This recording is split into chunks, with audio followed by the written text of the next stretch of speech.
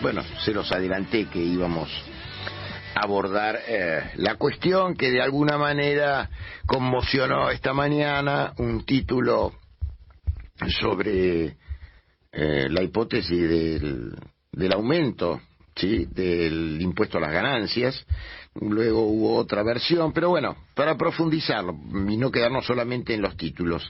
Y nuestro entrevistado es un especialista, es un tributarista, que es César Litvin.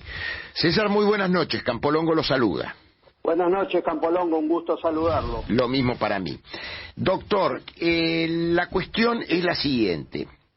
¿Cree usted que fue un sondeo para después subirlo al 38% lo de los bienes gananciales y decir entonces, bueno, no fueron tan malos, no lo subieron al 41, lo subieron al 38? Explíqueme esta madeja, bueno, cómo se... Sí. Parece que parte de la estrategia del oficialismo es la del anzuelo, ¿no? Usted se refiere, ¿no?, a la cláusula Parrilli. Claro, entonces a lo mejor esto forma parte de la misma estrategia, siguiendo su razonamiento, ¿no? Sí, yo lo que la verdad que me parece preocupante y excesivo y abusivo. Van a venir, yo sé cómo va a ser el discurso oficial. En Suecia pagan el 60%, después anulan la segunda parte, la calidad de los servicios que brindan. Pero bueno, sí, ya estamos acostumbrados. En Suecia pueden pagar cerca del 50%, pero no tienen un impuesto al consumo del 21% como tenemos nosotros. Eso lo instauró Cavallo, ¿no? ¿Cuál? El impuesto el IVA. No, el IVA nació en el año 1974 al 13%. Exacto. ¿Sí? Y derogaron ingresos brutos, que ahora está vigente nuevamente desde hace mucho tiempo. Sí. O sea, la pregunta, Carlos, es ¿existen pocos impuestos en la Argentina? La respuesta es no. Existen cerca de 170 tributos entre nación, provincia y municipios. ¿Hay mucha carga fiscal en la Argentina para los que pagan impuestos?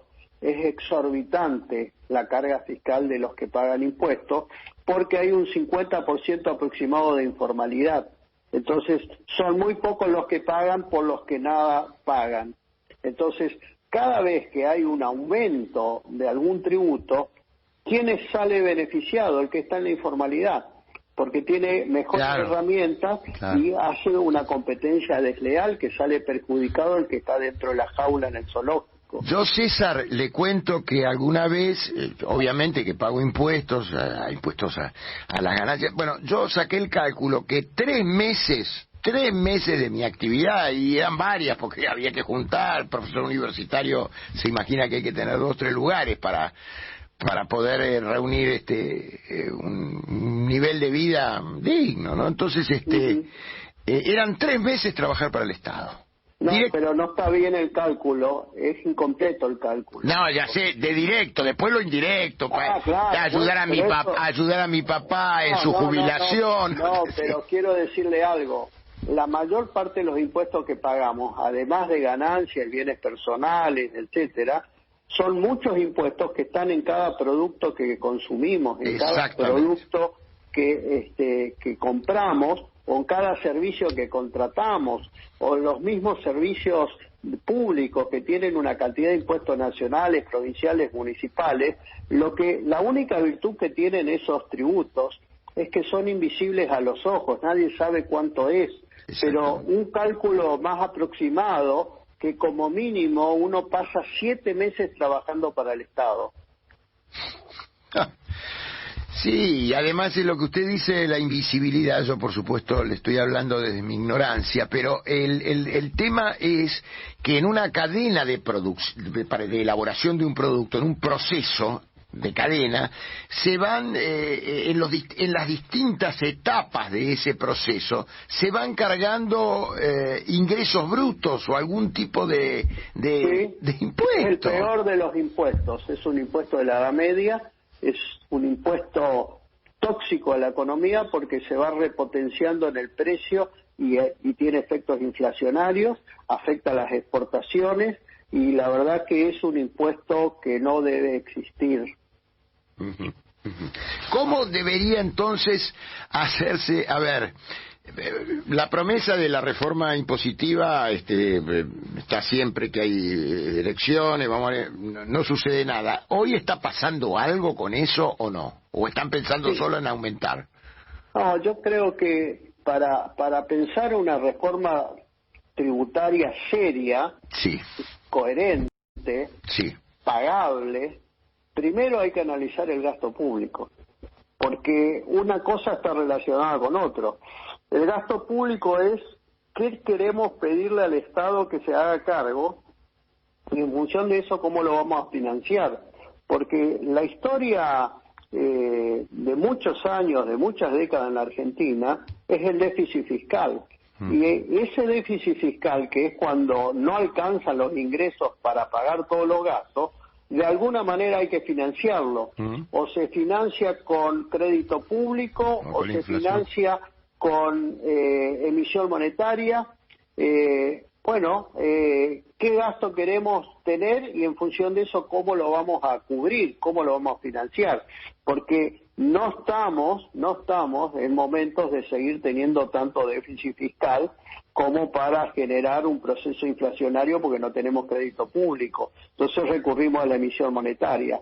La reforma tributaria que hay que hacer tiene que tener dos etapas, una urgente a corto plazo y otra a mediano plazo. A mediano plazo hay que reformular la ley de coparticipación federal de impuestos y reducir y eliminar, y lo digo de nuevo, eliminar más de 100 tributos que están molestando, porque, Carlos, el 90% de la recaudación se cubre con solo 11 tributos y hay cerca de 170.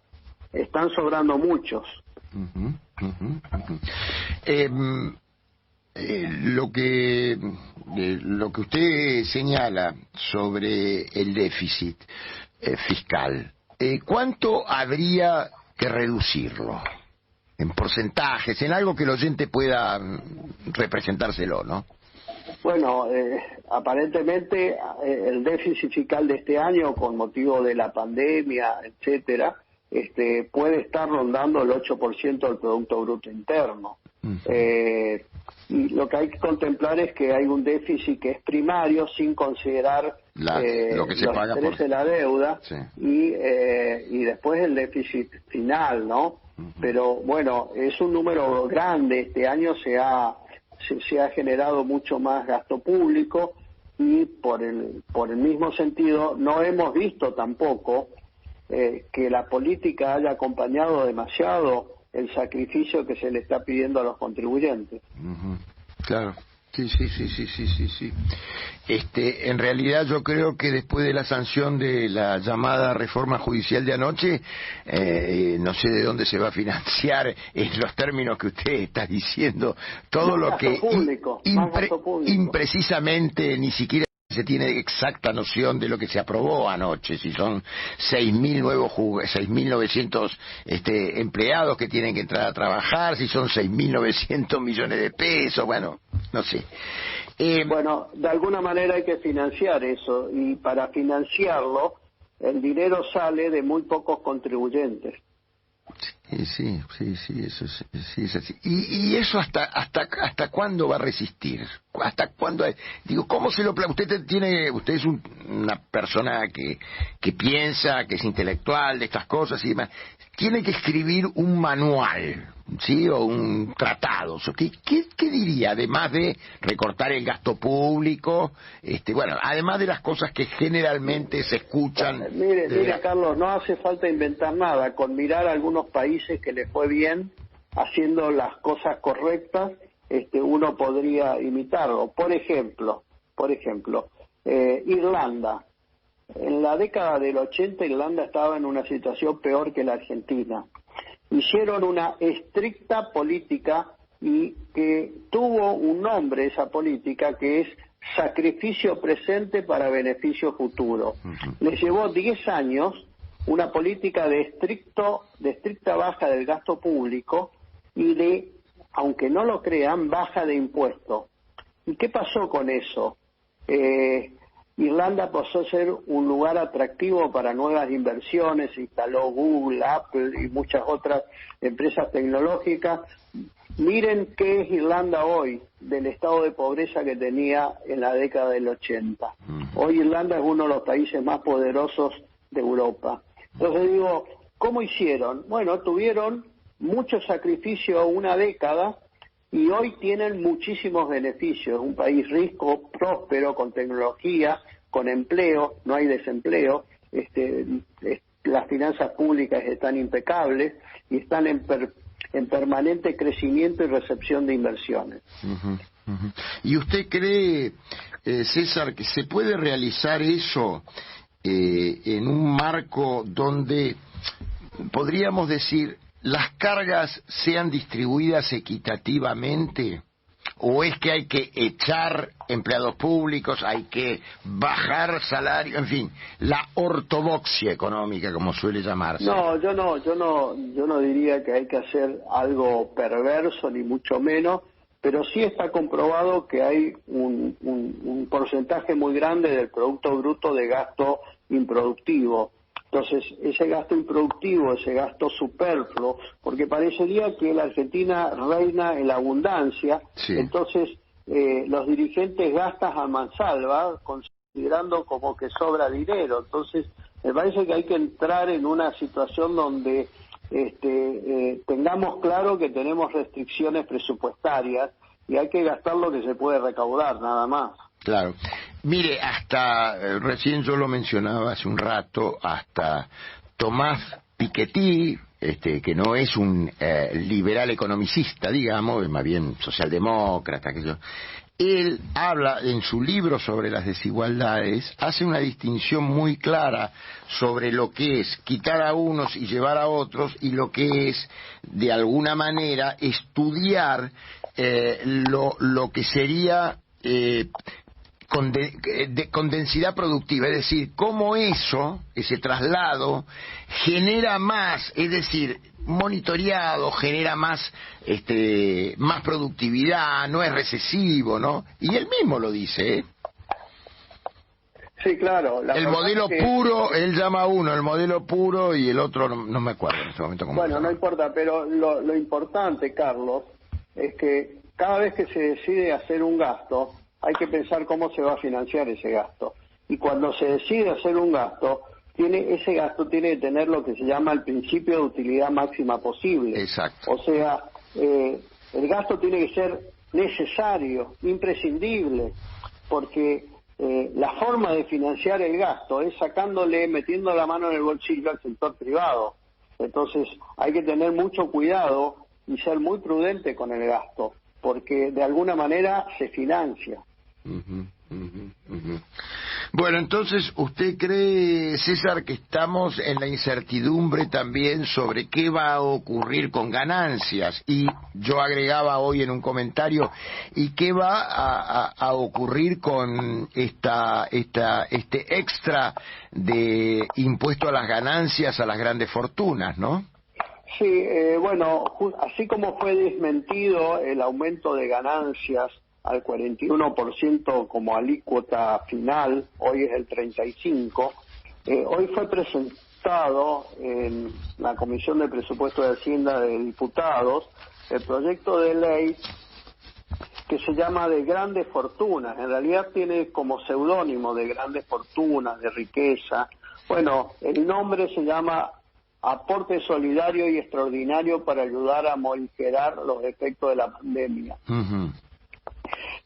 Acá está escrito que es por única vez. Sí, bueno, igual que otros impuestos que hemos tenido. A la audiencia... ¿El de sellos cómo era? Era por el de cheques, era por... El impuesto a los débitos y créditos nació en el año 2001 de emergencia, claro, por un año, y sigue vigente, ya es mayor de edad. Claro. Ya es un muchachito de 19 años. Sí. Así que bueno, vamos a ver el debate que se le dé a este proyecto de ley. Bueno, y seguiremos hablando si se puede aportar realmente para el público interesado, porque va un poco su vida cotidiana en las cuestiones de las tributaciones impositivas. Me refiero a los que están registrados, a los que, digo, ¿cómo es la proporción de registrados con respecto a no registrados? ¿Era 9? Y hoy en día hay casi un 50% de informalidad. Calcule usted. Bueno.